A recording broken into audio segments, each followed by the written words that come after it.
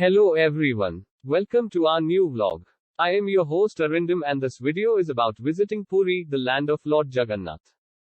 This time we were on a road trip to Puri from Kolkata. It took us nearly 10 hours to reach Puri.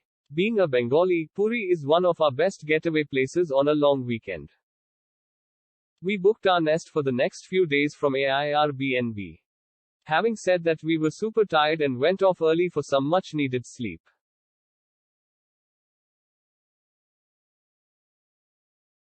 The next morning was all about visiting the Sri Sri Jagannath temple. The temple is marvelous. It's beautiful. One of the greatest architecture.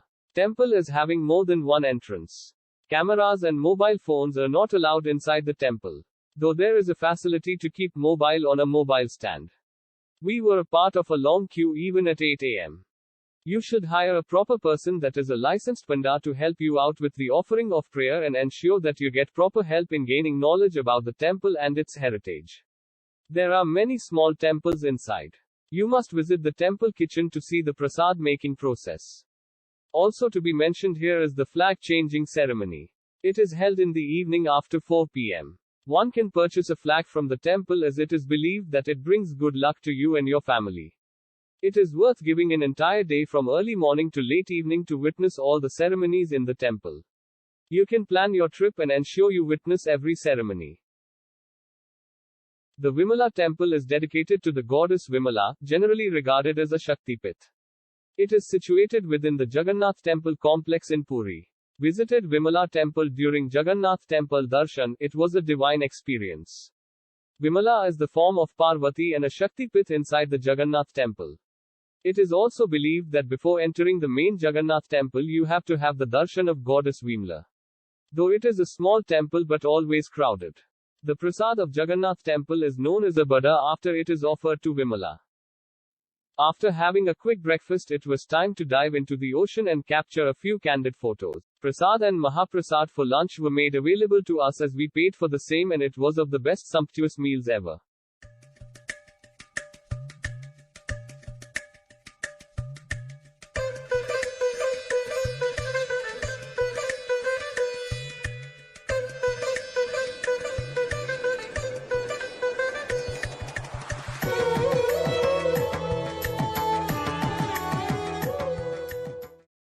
After having our lunch, we went local sightseeing.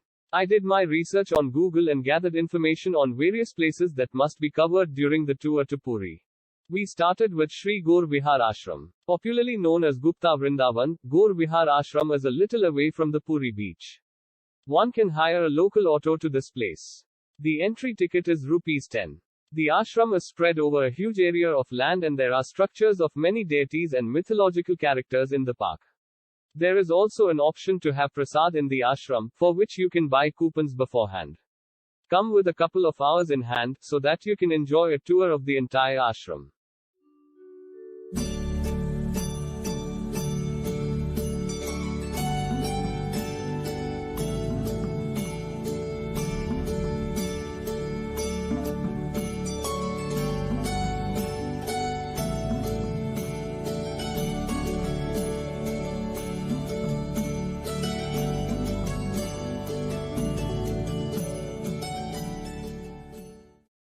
Next up, we were on our way to Sri Omkareshwar temple.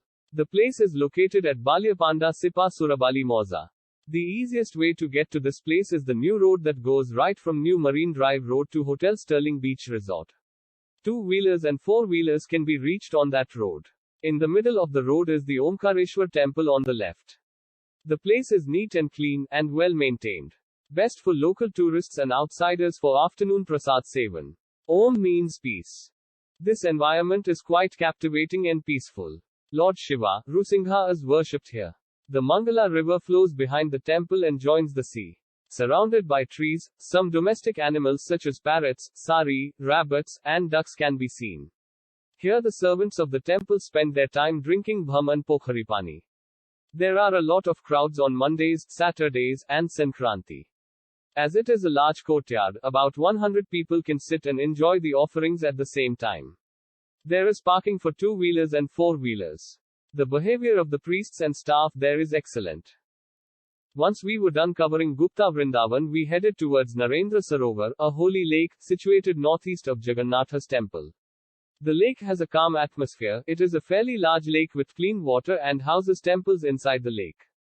There is a pathway to visit the main temple inside the lake. Kunti, who was the paternal aunt of Sri Krishna, is worshipped here. Following our visit to Narendra Sarovar, we visited a couple of ashramas located opposite each other. Unfortunately, we were not allowed to take videos there. Bijoy Krishna Goswami was a religious figure and social reformer. He learned and practiced many ways of asceticism from Advaita to Dvaita and was in close touch with prominent religious figures of his time, for example, Ramakrishna Paramahansa, Troilong Goswami, Lahiri Mohasoya. In 1899 he was said to have died due to prolonged illness after eating sweetmeat that was poisoned by a faction of monks that were envious of his fame and popularity. This is the place that is his samadhi. Very peaceful place, ideal for meditation and contemplation. Kuladananda Brahmachari Ashram is the ashram for Sri Kuladananda Brahmachari, the disciple of a saint and social reformer Bijoy Krishna Goswami. This place is free to enter. Its serene location on the banks of the aqueduct, Atharanala, is very conducive for meditation and other spiritual activities. Although Atharanala has been clogged by weeds and water hyacinth, government of Orissa has plans to restore it to its original state. Then, the ashram would indeed be an abode of peace. Our last destination for the day was the Sudarshan Craft Museum and Temple. To my surprise, there is a Japanese temple in Puri. Beautifully crafted with Japanese Buddha images and idols, an intriguing beautiful example of Japanese architecture in Puri. Also one can see various sculptures and idols carved from stone or wood at the exhibition on the ground floor. The Sudarshan Craft Museum has been there for the last several years and has been a school of stone carving along with the museum and Buddha temple. Started by Mr. Sudarshan, a very humble master craftsman, the museum showcases beautiful stone sculptures and is also a school par excellence in imparting sculpturing. Gundicha Temple, which is believed to be Lord Jagannath's maternal aunt's temple, is situated 2 kilometers from the Jagannath temple and is one of the places to visit. Unfortunately, it wasn't open for devotees around the time when I visited the place. Day 3 started with our visit to Konark Temple. The architecture of Konark Temple is must-see. Equally beautiful is the Konark Museum at the entrance of the Konark Temple. This is a modern, centrally air-conditioned, clean museum. It shows the miniature temples. It has a kiosk with a history of Konark Temple in Orissa and other temples in Orissa. Beautiful statues in the museum are a must-see. Also, vessels of that era were excellent. Also, in the museum, there is an auditorium that shows a 10 minutes video clip on the history of the construction of Konark Temple. One must keep at least 4 hours visiting the Konark Temple with the museum. What a place to see and visit.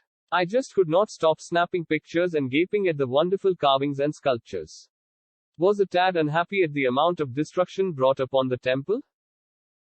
Anyways, I am proud to have visited and seen this place. It is a lifetime experience for anyone.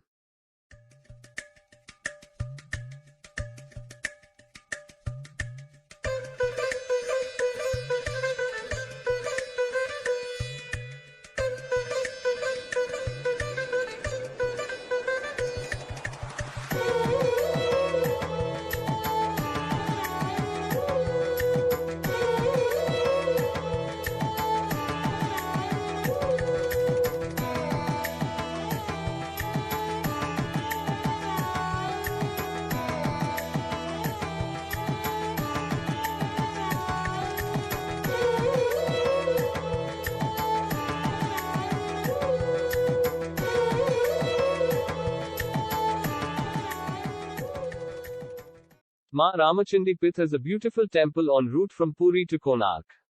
This temple is 5 kilometers away from Konark. Excellent road to destination and sign boards good to guide, and so does Google Maps. Near the Lotus Eco in the Wild Dunes Resort. It is on the banks of the Kushbhadra River. Goddess Ramachandi is the presiding deity of Konark, and it was a peaceful and blissful experience being here. We were there almost noon time and it was empty and very calm. Parking is available and there are also small shops and sugarcane or tender coconut vendors outside. This temple is much more ancient temple than Konark's Sun Temple. Raja Narasingh Dev installed Ma Ramachandi in the Sun Temple complex before the construction of the Sun Temple. A legend regarding the deity is popular among the locals. Kalapahad, the rebel Hindu Brahmin youth who got converted to Islam, vowed to destroy all the temples of Hindu worship during the 17th century. After destroying the Sun temple, Kalapahad approached the Ramachandi temple to destroy it. Then goddess Ramachandi, dressed as a Malini, that is maidservant, asked Kalapahad to wait at the door till she brings water from the river for the goddess. Kalapahad anxiously waited for a long time to get some cold water. When it was too late and the Malini did not return, he was exhausted and entered the temple and found the throne empty. Then he thought the Malini took away the deity with her, and with anger he followed the Malini. When he reached the bank of the Kushbhadra river, he found the goddess Ramachandi floating in the middle of the river. At that time the river was an outpouring, so he came back without being able to reach the middle of the river. Then goddess Ramachandi came in a dream of a Panda priest, and told him to build a temple on the bank of the Kushbhadra river. This place is now known as Ramachandi. After offering prayer to the temple, we moved ahead to visit Chandrabhaga beach, which is situated 3 kilometers east of the Sun temple of Konark, in the Puri district in the state of Orissa. It is 30 kilometers from the city of Puri. Formerly Chandrabhaga was considered a place of natural cure for lepers. Chandrabhaga beach on the coast of Konark becoming India's first to get the Blue Flag certification, a tag given to environment-friendly clean beaches, equipped with amenities of international standards for tourists. It is believed that Samba, who was Krishna's son, after curing leprosy, worshipped the sun god on the river mouth of Chandrabhaga, and the river dried up. It is reduced to a dry bed or a narrow trickle. It has been an ideal place for religious activity. In the evening around sunset, it was time for us to witness the Aarti. Samudra Aarti, which is a prayer being offered to the ocean, is one of the best ceremonies, and a lot of devotees gather at the place around 6 p.m. to witness the offering from the Shankaracharya to the ocean. You will be given prasad at the end of the ceremony, and it is a must-watch whenever you are visiting Puri.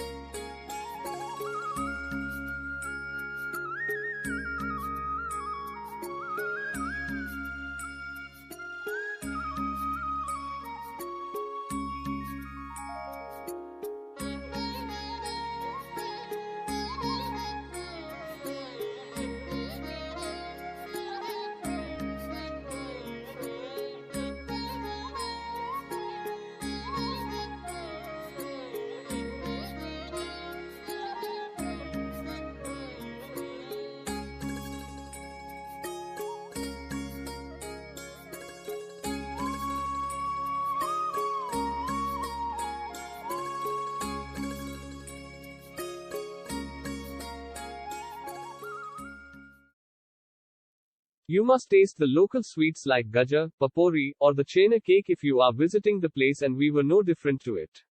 Since it was the last day at Puri, we ended our weekend tour on a sweeter note with some sweets and memories to cherish.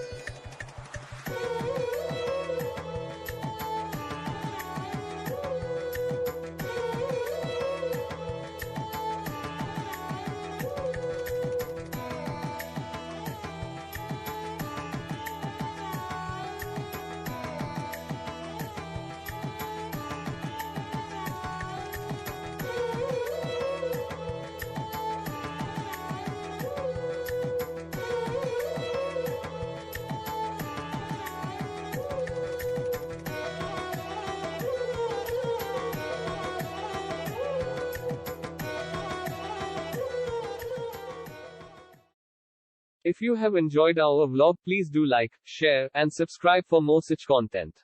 Jaya Jagannath.